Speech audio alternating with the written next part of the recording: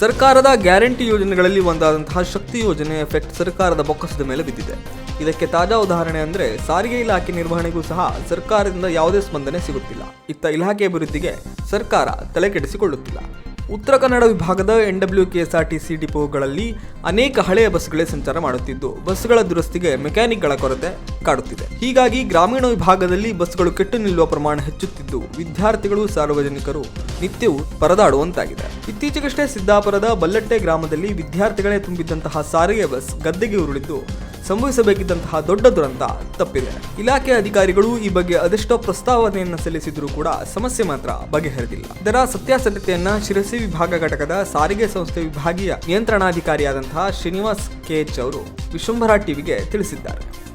ನಮ್ಮ ಡೈಲಿ ಒಂದು ಸಿಸ್ಟಮ್ ಇದೆ. ಇಲ್ಲಿ ನಮ್ಮಲ್ಲಿ ಲಾಗ್ ಶೀಟ್ ಅಂತ ಇರುತ್ತೆ. ಲಾಗ್ ಶೀಟಲ್ಲಿ ಏನು ವಾಹನದ ಡಿಫೆಕ್ಟ್ ಇರುತ್ತೆ ಅದನ್ನು ಬರೀತಾರೆ. ಅದನ್ನು ಅಟೆಂಡ್ ಮಾಡಲಿಕ್ಕೆ ನಮ್ಮಲ್ಲಿ ಡಿಪೋ ಮ್ಯಾನೇಜರು ಅವರಂಡು ಚಾರ್ಜ್ ಮನ್ನು ಅವರಂಡು ಶಿಫ್ಟ್ ಇನ್ಚಾರ್ಜ್ ಇರ್ತಾರೆ, ತಾಂತ್ರಿಕ ಸಿಬ್ಬಂದಿಗಳು ಇರ್ತಾರೆ. ಆ ಕೆಲಸಗಳನ್ನು ಆ ದಿವಸ ಮಾಡ್ತಾರೆ. ಸಪೋಸ್ ಒಂದು ವೇಳೆ ಆಗಿಲ್ಲ ಅಂದರೆ ಆ ಗಾಡಿಯನ್ನು ನಿಲ್ಲಿಸ್ಬಿಟ್ಟು ಅದು ನೆಕ್ಸ್ಟ್ ಮೇಜರ್ ಕಂಪ್ಲೇಂಟ್ ಇದ್ದರೆ ಅದನ್ನು ಅಟೆಂಡ್ ಮಾಡ್ತಾರೆ. ಆ ಥರ ಮಾಡೇ ಇಲ್ಲ ಮಾಡದೆ ಕಳಿಸ್ತಾರೆ ಅನ್ನೋದು ತಪ್ಪು. ಯಾಕಂದರೆ ಆ ಥರ ನಾವು ಸಿಸ್ಟಮ್ಗಳು ನಮ್ಮಲ್ಲಿ ಆಗಿದೆ, ಚೆಕ್ ಮಾಡೇ ಕಳಿಸ್ಬೇಕು. ಅಪ್ಪಿತಪ್ಪಿ ಕೆಲಸ ಆಗಿಲ್ಲ ಅಂದರೆ ಗಾಡಿಗಳನ್ನು ನಿಲ್ಲಿಸ್ಬಿಟ್ಟು, ಜನ ಇಲ್ಲ ಅಂದರೆ ನಿಲ್ಲಿಸ್ಬಿಟ್ಟು 1 or 2 days ಬಿಟ್ಟರು ಮಾಡಬೇಕಂತ. ಆ ಥರ ಏನಿಲ್ಲ.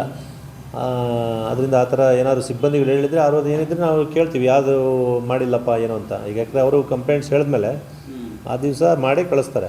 ಆಗಿಲ್ಲ ಅಂದರೆ ಅದನ್ನು ಹೆಲ್ಡಪ್ ಮಾಡಿ ನೆಕ್ಸ್ಟ್ ಅಟೆಂಡ್ ಮಾಡಿಸಿ 1 or 2 days ಬಿಟ್ಟರು ಅಟೆಂಡ್ ಮಾಡಿಸಿ ಆಮೇಲೆ ಕಳಿಸ್ತಾರೆ. ಈಗ ಮೆಕ್ಯಾನಿಕ್ಸು ನಮ್ಮಲ್ಲಿ ಡೈಲಿ ಮೇಂಟೆನೆನ್ಸ್ ಆಗುತ್ತೆ. ಈಗ ಬೆಳಿಗ್ಗೆ ಆಗಿರೋ ಇನ್ಸಿಡೆಂಟಿಗೆ ನೀವು ಹೇಳಬೇಕಂತ ಹೇಳಿದ್ರೆ ಅದರಲ್ಲಿ ಸುಮಾರು 106 ಜನನೂ ಇದ್ದರು ಗಾಡಿಯಲ್ಲಿ. ಓವರ್ಲೋಡ್ ಇದೆ. ಬಟ್ ಗಾಡಿ ಹಂಪು ಹಾರಿಸಿರೋದ್ರಿಂದ ಏಕಾಏಕಿ ಗಾಡಿ ಅವನಿಗೆ ಸ್ವಲ್ಪ ಕಂಟ್ರೋಲ್ ತಪ್ಪಿ ಸೈಡಿಗೆ ಹೋಗಿ ಆಮೇಲೆ ಸಬ್ಸಿಕ್ವೆಂಟ್ ಡ್ಯಾಮೇಜಸ್ಗಳು, ಬ್ಲೇಡ್ಗಳು ಕಟ್ಟಾಗಿರೋದು ಅವೆಲ್ಲ ಆಗಿದ್ದಾವೆ. ಬಟ್ ಅಲ್ಲಿ ಅವನು ಡ್ರೈವರು ಖಾಸಗಿ ಗುತ್ತಿಗೆ ಆಧಾರಿತ ಡ್ರೈವರ್ ಇದ್ದಾನೆ. ಬಟ್ ನಾವು ನಮ್ಮ ಡ್ರೈವರ್ಗಳಿಗೂ ಎಜುಕೇಟ್ ಮಾಡ್ತಾ ಇರ್ತೀವಿ. ಜೊತೆಯಲ್ಲಿ ನಮ್ಮ ತಾಂತ್ರಿಕ ಸಿಬ್ಬಂದಿಗಳಿಗೆ ನಾನು ಅಲ್ಲೇ ಇದ್ದೆ 1 hour.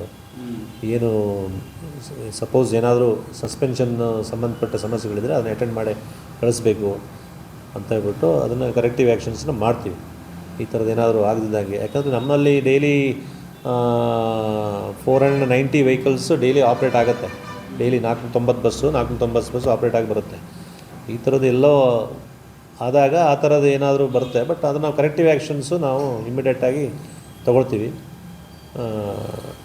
ಮತ್ತು ಈಗ ಮೆಕ್ಯಾನಿಕ್ಸು ಈಗ ನಮ್ಮಲ್ಲಿ 145 ಜನ ಕೊರತೆ ಇದೆ. ಈಗ 50 ಜನ ಗುತ್ತಿಗೆ ಆಧಾರದ ಮೆಕ್ಯಾನಿಕ್ಸ್ಗಳನ್ನ ಒಂದು ವಾರದಲ್ಲಿ ಈಗ ಟೆಂಡರ್ ಆಗಿ ಫೈನಲೈಸ್ ಆಗಿದೆ. ಹೌದು. ಅದರಲ್ಲಿ 50 ಜನ ನಾವೀಗ ತೊಗೊಳ್ತಾ ಇದ್ದೀವಿ. ಈಗ ಟೆಂಡರ್ ಆಗಿ ಫೈನಲ್ ಆಗಿ ಬಹುಶಃ ಇನ್ನೊಂದು ವಾರದಲ್ಲಿ ಬರ್ತಾರೆ. 50 ಜನ ಬಂದು ನಮ್ಮ ಕೊರತೆ ಏನು ಸಮಸ್ಯೆ ಇಲ್ಲ. ಯಾಕಂದರೆ ಮೆಕ್ಯಾನಿಕ್ಗಳ ಕೊರತೆ ಇರೋದ್ರಿಂದ ಏನಾಗುತ್ತೆ, ನಮಗೆ ನಮ್ಮ ಪಿರಿಯಾಡಿಕಲ್ ಮೇಂಟೆನೆನ್ಸು ಈಗೆಲ್ಲ ಮೊದಲು 20,000ಕ್ಕೆ ಡಾಕಿಂಗ್ ಇತ್ತು. ಈಗೆಲ್ಲ ಅದನ್ನು ಎನ್ಹಾನ್ಸ್ ಮಾಡಿದ್ದಾರೆ. ಮತ್ತು ಆಯಿಲ್ ಚೇಂಜ್ ಎಲ್ಲ ಮೊದಲು 20,000 ಇತ್ತು, ಈಗ 40,000ಕ್ಕಾಗಿದೆ. ಟೆಕ್ನಾಲಜಿ ಇಂಪ್ರೂವ್ ಆದಾಗೆ ಅದಕ್ಕೆ ಪ್ರಪೋರ್ಷನೇಟ್ ಆಗಿ ತಾಂತ್ರಿಕ ಸಿಬ್ಬಂದಿಗಳನ್ನು ನಾವು ಕಡಿಮೆ ಮಾಡ್ಕೊಂಡಿದ್ದೀವಿ. ಬಟ್ ಈಗ ನಮಗೆ ಕ್ರೈಸಿಸ್ ಇರೋದ್ರಿಂದ 50 ಜನ ನಾವು ತೊಗೊಳ್ತಾ ಇದ್ದೀವಿ. ಅದು ತೊಗೊಂಡ್ರೆ ನಮ್ಮದು ಪ್ರಾಬ್ಲಮ್ ಸಾಲ್ವ್ ಆಗುತ್ತೆ. ಮತ್ತು ಕಳೆದ 1 ವರ್ಷ 3 ತಿಂಗಳಲ್ಲಿ ನಮಗೆ 84 ವಾಹನಗಳು, ಅದಕ್ಕೂ ಹಿಂದಿನ 4 ವರ್ಷಗಳಲ್ಲಿ ಯಾವುದೂ ನಮಗೆ ಗಾಡಿ ಬಂದಿರಲಿಲ್ಲ. ಬಟ್ ಅದಾದಮೇಲೆ ಈಗ ನಮಗೆ 84 ವಾಹನಗಳು ಈ ವಿಭಾಗಕ್ಕೆ ಬಂದಿದೆ. ಎಲ್ಲ ಲೇಟೆಸ್ಟ್ BS6 ವಾಹನಗಳು.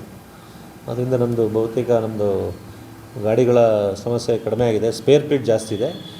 ಈಗ ತಾವಾಗಲೇ ಕೇಳಿದಂಗೆ 15 ಈಗ ಸ್ಕ್ರ್ಯಾಪಿಂಗ್ ಪಾಲಿಸಿ 15 ವರ್ಷ ಆದಮೇಲೆ ಆಟೋಮೆಟಿಕ್ಕಾಗಿ ಗಾಡಿಗಳೆಲ್ಲ ಸ್ಕ್ರ್ಯಾಪ್ ಆಗ್ತವೆ. ಅದರಲ್ಲಿ ಕಂಡೀಷನ್ ಹೇಗಿದ್ದರೂ ಸಹ ಅದನ್ನು ಇಮ್ಮಿಡಿಯೇಟಾಗಿ ನಾವು ಸ್ಕ್ರ್ಯಾಪ್ ಮಾಡಲೇಬೇಕು. ಚೆನ್ನಾಗಿದ್ದರೂ ಸ್ಕ್ರ್ಯಾಪ್ ಮಾಡಬೇಕು 15 ವರ್ಷ ಆದಮೇಲೆ. ಅದಕ್ಕೂ ಮುಂಚೆ ಕಿಲೋಮೀಟ್ರ್ ಕಡಿಮೆ ಜಾಸ್ತಿ ಆಗಿರುತ್ತದೆ. ಯಾರು 15 ವರ್ಷ ಆಗಿಲ್ಲ ಅಂದರೆ ಅದನ್ನು ಕಂಡೀಷನ್ ನೋಡಿ ನಾವು ಗಾಡಿ condition, body condition, under chassis ನೋಡಿಬಿಟ್ಟು ಅದೇನೋ ಅವಶ್ಯಕತೆ ಇದ್ದರೆ ಅದನ್ನು ಸ್ಕ್ರ್ಯಾಪ್ ಮಾಡ್ತೀವಿ. ಸಮಯ ಪಾಲನೆ ಅನ್ನೋ ಪ್ರಶ್ನೆ. ಯಾಕಂದರೆ ಈಗಿನ ರೋಡ್ ಕಂಡೀಷನಿಗೆ ಮೊದಲು ನಮ್ಮದು ಹುಬ್ಳಿ 2.25 ಗಂಟೆ ಹೋಗ್ತಿತ್ತು. ಈಗ 2.25 ಗಂಟೆಗೆ ಗಾಡಿ ಬರಲ್ಲ. ಅದಕ್ಕೂ ಬೇರೆ ಬೇರೆ ಕಾರಣ, ಸಮಯ ಪಾಲನೆ ಬೇರೆ 3 ಕಾರಣಗಳಿರ್ತವೆ. ಈಗ road deviation, Sirsi Kumta road block ಆಗಿದೆ, ಸುತ್ತಿ ಬಳಸಿ ಬರಬೇಕು, 1.25 ಗಂಟೆ ನಮಗೆ ಜಾಸ್ತಿ ಆಗುತ್ತೆ. ಇವೆಲ್ಲ ಬೇರೆ ಕಾರಣಗಳಿರ್ತವೆ ಸಮಯ ಪಾಲನೆಗೆ. ಅದರಿಂದ ಸಮಯ ಪಾಲನೆ ಅಂತ ಇದರಿಂದ ನಮಗೆ ನಷ್ಟ ಆಗಿದೆ ಅಂತ ನಾವೇನು ಹೇಳೋಕ್ಕಾಗಲ್ಲ. ಅದಕ್ಕೆ ಬೇರೆ ಬೇರೆ ನಮ್ಮ ಖರ್ಚು ಮತ್ತು ಆದಾಯಕ್ಕೆ ಸ್ವಲ್ಪ ಗ್ಯಾಪ್ ಇರೋದ್ರಿಂದ ಸ್ವಲ್ಪ ನಮ್ಮ ಮಾರ್ಜಿನ್ನು ಲಾಸಲ್ಲಿದೆ. ಶಕ್ತಿ ಯೋಜನೆಯಿಂದ ಹಣ ಬಂದಿದೆ ಸರ್ಕಾರ ಬರ್ತಾ ಇದೆ ಸರ್ಕಾರದಿಂದ ಕಾಲಕ್ಕೆ. ಎಷ್ಟು ಪರ್ಸೆಂಟೇಜ್ ಬರ್ತದೆ? ಅದು ಅಲ್ಲಿ ಸರ್ಕಾರದ ಮಟ್ಟದಲ್ಲಿ ಮತ್ತು ಕೇಂದ್ರ ಕಚೇರಿ ಮಟ್ಟದಲ್ಲಿ ನಮಗೇನು ಮಾಹಿತಿ ಇರಲ್ಲ. ಅದರಿಂದ ಏನು ತೊಂದರೆ ಇಲ್ಲ ಇದು ನಮ್ಗೆ ಇವಾಗ ಮಟ್ಟಕ್ಕೆ ಏನಾದ್ರು ಸಮಸ್ಯೆ ಇಲ್ಲ. ವೇತನ ಕೊಡಲಿಕ್ಕೆ ಏನು ತೊಂದರೆ ಇಲ್ಲ, ವೇತನ ಎಲ್ಲ 100% ನಮ್ಮದು 7ನೇ ತಾರೀಕು ಒಂದು ದಿವಸ ಲೇಟ್ ಆಗದೆ ಆಗ್ತಾಯಿದೆ, ಪ್ರಾಂಪ್ಟಾಗಿ ಆಗ್ತಾಯಿದೆ. KSRTCಲೆಲ್ಲ 1ನೇ ತಾರೀಕೆ ಮಾಡ್ತಾಯಿದ್ದಾರೆ, ನಮ್ಮೇನು ವಾಯುವ್ಯದಲ್ಲಿ 7ನೇ ತಾರೀಕು ಮಾಡ್ತಾಯಿದ್ದಾರೆ. ರಸ್ತೆ ದುರಸ್ತಿನೂ ನಮಗೆ ಭಾಳ ಸಮಸ್ಯೆ. ಈಗ ನಮಗೆ ಹುಬ್ಳಿಗೆ ಒಂದು ಸಲ ಗಾಡಿ ಹೋಗಿ ಬಂದುಬಿಟ್ರೆ ಡಿಪೋಗೆ ಬರಲೇಬೇಕು, ಹಾವೇರಿ ಡಿಪೋಗೆ ಬರಲೇಬೇಕು ಗಾಡಿ. ಯಾಕಂದರೆ ಅಷ್ಟಿದೆ ಗುಂಡಿಗಳು. ನಮ್ಮ ಲೋಡ್ ಫ್ಯಾಕ್ಟ್ರಿ ಜಾಸ್ತಿ ಆಗಿದೆ. ಮೊದಲೆಲ್ಲ 70-60 ಸೀಟ್ ಇತ್ತು, ಈಗ ಲೋಡ್ ಫ್ಯಾಕ್ಟ್ರಿ ಒಂದು 20% ಜಾಸ್ತಿ ಆಗಿರೋದ್ರಿಂದ ಮತ್ತು ಸಮಯ ಪಾಲನೆ ಕವರ್ ಮಾಡಬೇಕು. ಗಾಡಿ ಹೋಗಿ ಬಂದರೆ ಒಂದು ಬ್ಲೇಡ್ ಮುರ್ಕೊಂಡು ಬಂದೇ ಬರ್ತಾವೆ ನಾವು. ಮೇಜರ್ ನಮಗೆ ರಸ್ತೆಯ ದುರವಸ್ಥೆ, ಆ ಕಾರಣದಿಂದ ನಮಗೆ ಗಾಡಿ ರಿಪೇರಿ ಬರ್ತಾಯಿದೆ. ಮೆಕ್ಯಾನಿಕ್ಸ್ ಸ್ವಲ್ಪ ಮಟ್ಟಿಗೆ ಇದೆ, ಅದನ್ನು ನಾವು ಮ್ಯಾನೇಜ್ ಮಾಡ್ತಾಯಿದ್ದೀವಿ. ಈಗ ಅದನ್ನೇ ಆಲ್ರೆಡಿ ಹೇಳಿದಾಗೆ ಈಗ ಎಷ್ಟು ಜನ ಮೆಕ್ಯಾನಿಕ್ ಇದ್ದಾರೆ ನಿಮ್ಮ ಹತ್ರ? ಒಂದು ಓವರಾಲ್ 330 ಡಿವಿಷನಲ್ಲಿ 330. ಸಿ ಘಟಕದಲ್ಲಿ 48.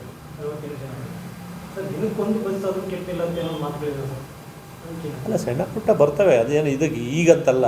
ಅದು ಯಾವಾಗಲೂ ನಮ್ಮದು ವ್ಯವಸ್ಥೆಯಲ್ಲಿ ಸಣ್ಣ ಪುಟ್ಟ ಏನಾದ್ರು ಪ್ರಾಬ್ಲಮ್ ಆದಾಗ ಗಾಡಿಗಳು ಮಧ್ಯದಲ್ಲಿ ಏನಾದ್ರು ಸಣ್ಣ ಪುಟ್ಟ ಆಗ್ತವೆ. ಈಗ ಆಗದೇ ಇಲ್ಲ ಅಂತಲ್ಲ. It's a machinery. ಟೈರ್ ಸಮಸ್ಯೆ ಆಗ್ಬೋದು, ಬ್ಲೇಡ್ ಸಮಸ್ಯೆ ಆಗ್ಬೋದು, BS6 ಎಲೆಕ್ಟ್ರಿಕಲ್ ಸಮಸ್ಯೆಗಳು, ಸೆನ್ಸರ್ ಎಲ್ಲ ಸೆನ್ಸರ್ ಇರೋದ್ರಿಂದ ತನ್ನಿಂತಾನೇ ಗಾಡಿಗಳು ಏನಾದರೂ ಆಫ್ ಆಗ್ಬೋದು. ಈ ಥರ ಬರ್ತವೆ. ಅದನ್ನು ಟೋಟಲಿ ಇಲ್ಲೇ ಇಲ್ಲ ಅಂತ ಹೇಳೋಕ್ಕಾಗಲ್ಲ, ಇರ್ತವೆ.